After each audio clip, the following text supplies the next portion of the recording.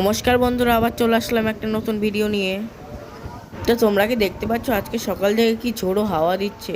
এতে কিন্তু আমার পদ্ম গাছের কিছুটা ক্ষতি হয়ে গেছে, কারণ এই তো হাওয়া আমার পদ্ম গাছটা সহ্য করতে পারছে না। আর আমি সকালবেলায় উঠেই একটুখানি আচার খেয়ে নিলাম। দেখতে পাচ্ছ পায়ের এই জায়গাটা কিন্তু আমার খুব লেগেছে। আমার 2 দিন হয়ে গেল লাগাটা, কিন্তু ওখানে আমার এখনও ব্যথা আছে।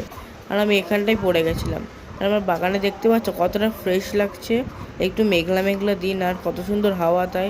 আর দেখতে পাচ্ছ পদ্ম গাছের পাতা কিন্তু কিছুটা এলোমেলো হয়ে গেছে, তার কারণ ওটার মাটিটা তো কাদার মতো, সেই জন্য হাওয়াটা সহ্য করতে পারে না। আর আমি এখানটা কিছুটা সার দিয়ে দিয়েছিলাম এনপিকে, সেটা এক্সপায়ার হয়ে গেছিলো, আমি বুঝতে পারিনি। দেখতে পাচ্ছ সারটা দেওয়ার জন্য গাছগুলোর পাতাগুলো কি কেমন মরে গেছে। আর এখানটা আমি রেন্ডিলি লাগিয়েছি।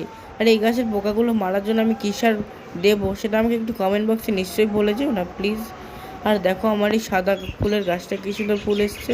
তারপরে ঘরে এসে আমি একটু হেডফোন নিয়ে ক্যালি মারছিলাম। মারতে মারতে বৃষ্টিতে আমার হেডফোনটা যে ভিজে যেতে লাগলো, আমি টেনে ওটা ঢুকিয়ে দিলাম ঘরের মধ্যে। আর দেখো এই স্নেক প্লান্টটা কী সুন্দর বেরিয়েছে।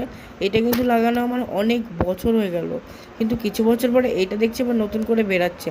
তা যাক, আমি বুঝতে পারলাম যে আমার স্নেক প্লান্টটা কিছুটা হলেও গ্রোথ পেয়েছে। আর এটা কিসের পালক বলো তো, কোন পাখির সেটা বললেই হবে, কারণ বুঝতেই তো পারছো এটা একটু সবুজ সবুজ আবাস রয়েছে, তার মানে এটা কার হতে পারে। তো বাই বন্ধুরা।